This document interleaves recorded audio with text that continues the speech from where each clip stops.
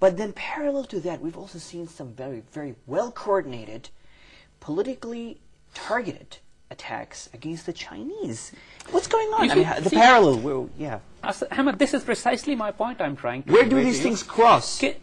This is the most unfortunate part, that the objective of this Takfiri movement and objective of this Hindu, Christian, Jewish Zionists are one. You mean there are foreign elements also involved in foreign intelligence agencies? I mean, yes, there is no doubt about that. All these religious militant groups are penetrated by foreign intelligence agencies. There is no doubt about that. But at the same time, even at the ideological level, including the Lal Masjid people, including the Lal Masjid people, if the investigations go on, you will definitely find out, because no radical, even the radical Muslim I know you do your research and everything, but I mean, I'm sure you're not going to reveal everything, but how can you make this a statement that people like Ghazi Rashid, who came on TV and gave very, sermons, very Islamic, very religious, and these people could actually have shadowy links and things like that, to shadowy and suspicious foreign agencies or powers? How could this be possible? How can you convince an ordinary man who's watching this show, for example? You see, giving a statement right now would not mean much if I'm not able to bring a proof for it. So right now, I would not say it. But what I'm saying is, ideologically and philosophically, their anarchic Takfiri ideology served the purposes of the Zionist Hindus and the Christian Zionists and the Jewish Zionists. You mean they became unwilling pawns, unknowingly? Either they were unwilling or deliberate partners.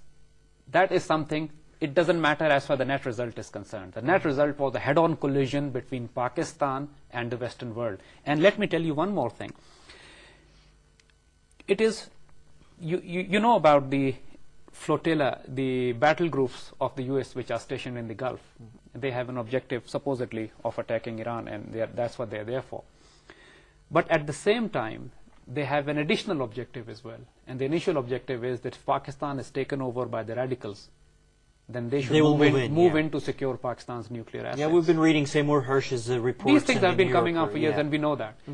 So these radicals, which want to take over Pakistan with the Takfiri ideologies, are actually playing into the hands of the American Zionists of creating an environment. If they had taken over Islamabad... You mean giving them an excuse? Absolutely. If they had taken over Islamabad, Americans would have moved in. You mean Ghazi Rashid and the Lal Masjid Brigade and these suicide bombings are basically giving an excuse to foreign powers to intervene? Either the Lal Masjid Brigade were absolute idiots or they were absolute pawns. In either case, they had created an environment so dangerous that the Americans were probably would almost be ready to move into Pakistan. Zaid, tell me about the options for Pakistan. I mean, we're taking this tough a stand. I just mentioned the Senate Foreign Relations Committee, Pakistani, and the statement of our Foreign Office, very tough. What are the options for Pakistan? You see, the options of Pakistan... Can we afford to cut off our cooperation? There is absolutely no problem. There is absolutely no problem. You see, if the nation stands together, we are 160 million people. We are a nuclear power. The nation only has to stand together. And we are not weak people. We are not alone people. We've got allies in the region. We can make more allies. If the nation stands together, if the nation stands united, there's absolutely no problem. You see, in fact, we can accelerate Americans' defeat in Afghanistan by just continuing our relationship with them, by just simply breaking off. Because the fuel goes to them from here. Lots of food supplies goes to them from here. All their supplies goes to them from here. Their intelligence and surveillance operations take place from here. Okay, this is the harshest measure that we can take. I mean, before that, we reached that point. Diplomatically, politically, in our bilateral relationship, I mean, I'm sure you know better than I do that we have very close relationship with the American intelligence security establishment. We've maintained that relationship since the early 1980s, and I'm sure there are people who are able to find friends in Islamabad from Washington and people in Islamabad finding friends in Washington. Before we reach that harshest stage, what are the other steps that can be taken? You see, whether Pakistan wants to take these harsh steps or not, it doesn't matter, Ahmed. Try to understand. The neocons want a confrontation with Pakistan, whether you like it or you're not. You see, this confrontation is inevitable. Why do you think Pakistan is not part of Axis of Evil? It's only a temporary arrangement that they had with Pakistan. It's only a matter of time they'll put you on it. Yeah, in fact, there have been write-ups in the American media saying that, why attack Iraq when you should have done, And now they are saying, why attack Iran? Go after Pakistan first. Yeah. Because Iran is 6 or 7 years away from nuclear weapons. And I'm surprised it's the American liberals who write these things. I mean, it's not just the neocons. So we are not saying this out of our head. This thing is already coming in the media. So why do we assume by any step that we take is going to ward off that threat that is coming to us from the Western Zionists, Western neocons, that fascist ideology? Or whatever we do is going to satisfy... But the Americans are at pains also, Zaid, to say this, that, we're not threatening you. I mean, just 4 days back, the U.S. Embassy here in Islamabad issued a statement, actually. You want to take them on their face value? Saying that, this is not a threat. You want to take them on their face value? It's a good question. Can you trust them?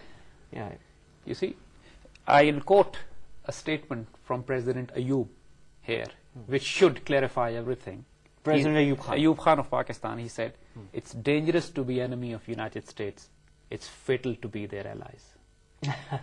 And he had a first-hand experience. And he had a first-hand experience with that. Pakistan is now between two jaws of the alligator. One is the fascist Takfiri ideology. And to sort that out, Pakistan will have to make proper deals with the tribals in that region, not the militants. Dealing with the tribals means, because tribals are Pakistanis and tribals do not follow Takfiri ideology. True. This Takfiri ideology has come from these exiled, homeless, radical, persecuted and anarchic Arabs. Okay, we're almost out of time, Zaid, but my last question here would be just to, I want your insight on two things, two stories. One is the Abdullah Mahsoud. I mean, Abdullah Mahsoud was killed here.